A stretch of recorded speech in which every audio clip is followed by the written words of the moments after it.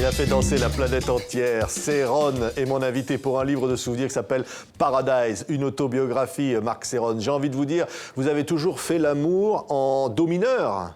Oh, j'ai fait l'amour et je continue d'ailleurs, dans toutes ses formes et dans toutes ses qualités, j'espère. Oui, quand je dis ça, c'est évidemment le titre de votre premier énorme succès, Ouais, Love in compris. C minor. L'amour en do mineur, veut dire en français, Love in C minor, oui.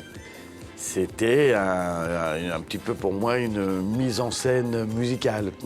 Je faisais cet album qui devait être mon dernier album. J'étais en train de quitter la musique, j'étais en train de quitter le métier. Et j'ai voulu faire un album comme ça pour me faire plaisir, sans concession, sans format radio, sans tout ça. Parce que 16 minutes 30 de long, c'était difficile pour passer en radio. Personne n'en voulait. Hein. Vous l'avez proposé aux maisons de disques, personne n'en voulait. Personne n'en voulait, mais c'était assez compréhensible. Hein. Une batterie aussi en avant, un titre de 16 minutes 30. Pire que ça, les 2 premières minutes de l'album, ce sont que 3 nanas qui se rencontrent chez elles boivent le champagne. Qu'est-ce qu'on va faire? On va faire ce soir, tiens, on va aller en boîte, on va aller voir Serron.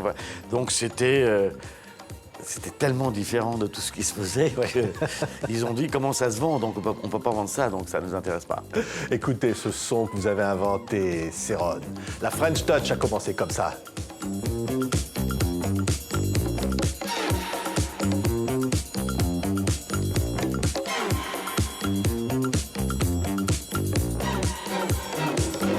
Les violons, la batterie. Qu'est-ce qu'il faut pour faire un succès? Tout est là. Oh, il n'y a pas de recette, je crois que tout gros succès, c'est un peu magique. Et si on avait les recettes, nous serions étatisés, les artistes. C'est un peu... Alors, c'est le public hein, qui, après, fait la différence. Mais au départ, ouais, tout gros succès, c'est magique. On n'a pas la recette. Pourquoi celui-là? Pourquoi là, il se passe des choses et, Il y avait quand même une recette, c'est quand même cette pochette, regardez.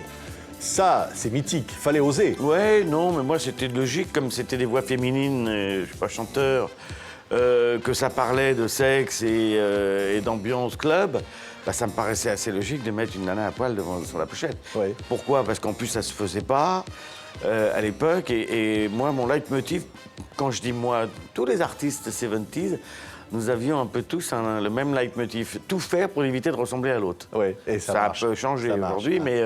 Mythique pochette Love in C minor. Vous allez dans un magasin de disques des Champs-Élysées, vous amenez vos disques. Il va y avoir une méprise. Finalement, votre disque va être envoyé aux États-Unis au lieu d'un renvoi de disque de Barry White. Et c'est comme ça que les Américains vont en faire un triomphe sans que vous le sachiez.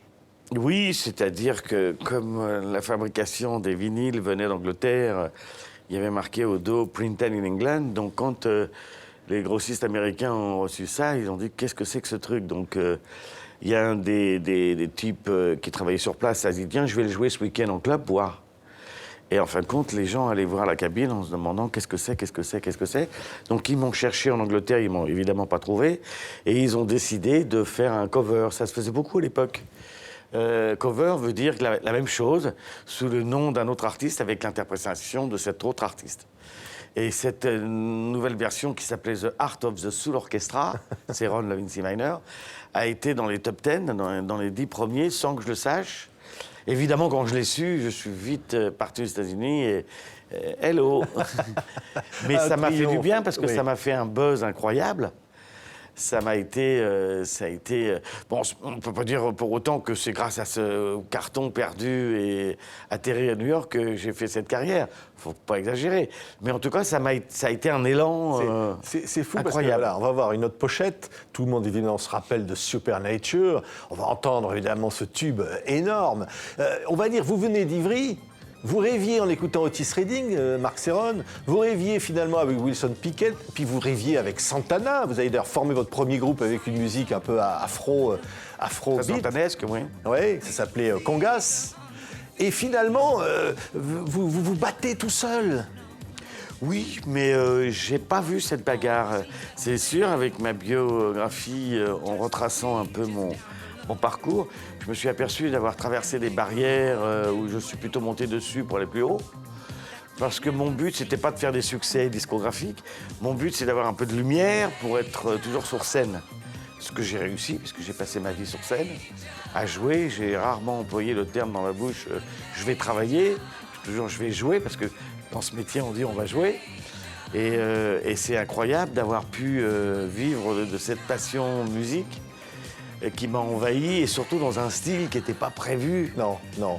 Et ma trajectoire de vie par rapport où je suis né, dans tout le contexte, c'était pas prévu. Non, fils Et d'un c'était artisan absolument pas cordonnier, prévisible. immigré d'Italie. C'était ça votre Immigré ville. italien, dans banlieue parisienne, un père où je suis né avec plein d'amour, d'une famille très équilibrée, le sens de l'éthique et de la morale.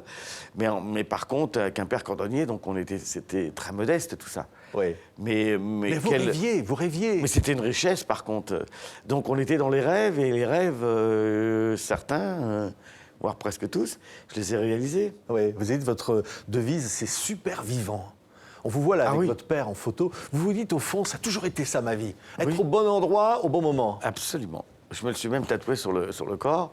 Right time, right place, au bon moment, au bon endroit. Pour moi, c'est un leitmotiv que mon père me disait. Alors lui, il avait ces mots, il me disait, sois toujours sur le quai de la gare. Si le train y passe, c'est pour toi. Ça s'appelle une opportunité. Mais attention, on ne te téléphonera pas pour te dire à quelle heure il va passer et comment ça se passe. Et j'ai réinculqué ça à mes enfants aujourd'hui. Et quand nous en parlons en famille, c'est vrai qu'il faut de la chance, mais surtout savoir la reconnaître. Et c'est vrai qu'il faut savoir utiliser les opportunités. Il faut donner de l'amour. Bien sûr, oui, c'est la base. C'est la base de la vie. Je pense à Give Me Love, évidemment. C'est la base de la vie, savoir donner de l'amour, savoir être... on ne peut pas vivre bien sans donner dans la vie, je pense. Ouais. Alors les enfants sont là pour recevoir, mais il n'y a pas que ça. Quand on passe sa vie sur scène, je ne sais pas combien de milliers de concerts et de millions de gens que j'ai pu avoir la chance d'avoir devant moi sur scène, bah on donne, mais qu'est-ce qu'on reçoit, quoi, je veux dire, c'est fantastique, c'est inexplicable, pardon. Céron.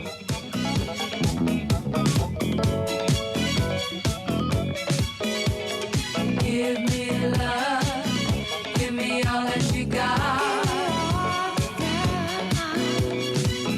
Give me love, give me all that you got. Vous allez avoir une vie incroyable, Céron, dans les plus grands clubs à New York. Vous rencontrez les plus grands producteurs, Nile Rodgers. Vous recevez des Grammy Awards des mains de Donna Summer. Vous êtes véritablement, je le disais, le précurseur de cette French Touch. C'est-à-dire qu'au départ, on ne disait pas French Touch. C'était en 76, 77.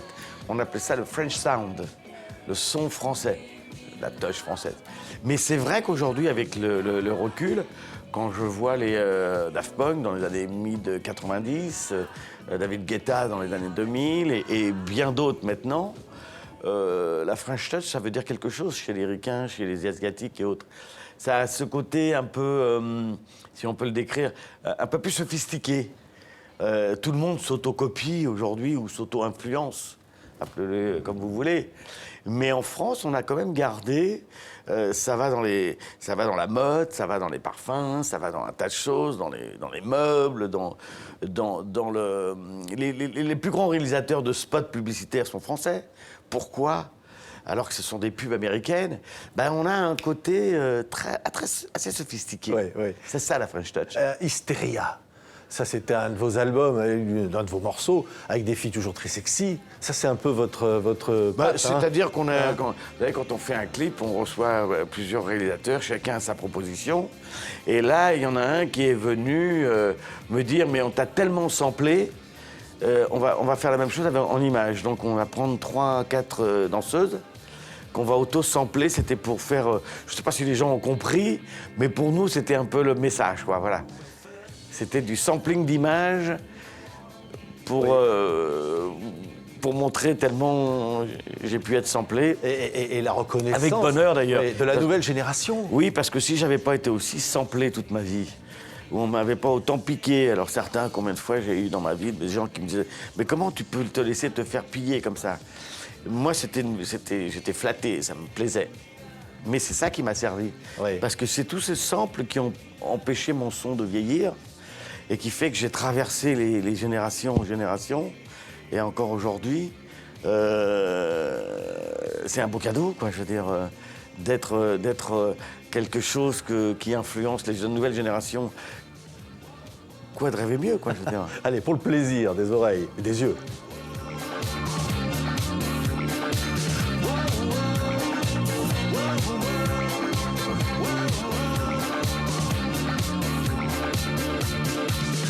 One day you'll drive me crazy, drive me crazy. C'est vrai que depuis 45 ans, vous avez la même batterie, c'est vrai. Et les modèles sont très jolis, je trouve. Ouais. Hein.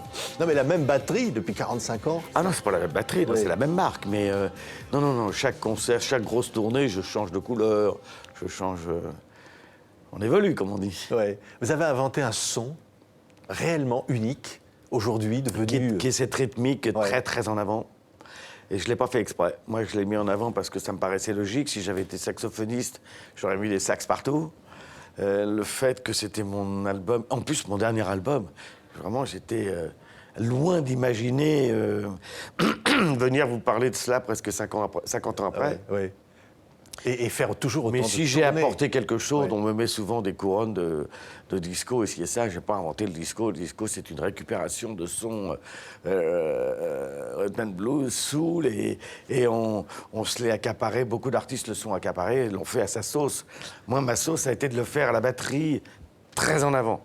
Donc c'est vrai qu'aujourd'hui, il n'y a pas de style qui peut s'en sortir, quoi. Toutes les rythmiques sont extrêmement très en avant aujourd'hui. Tout est très, très marqué. Si j'ai amené quelque chose, c'est pas le disco, c'est ça. Merci, Céron. Ça C'est moi s'appelle qui vous remercie. Paradise.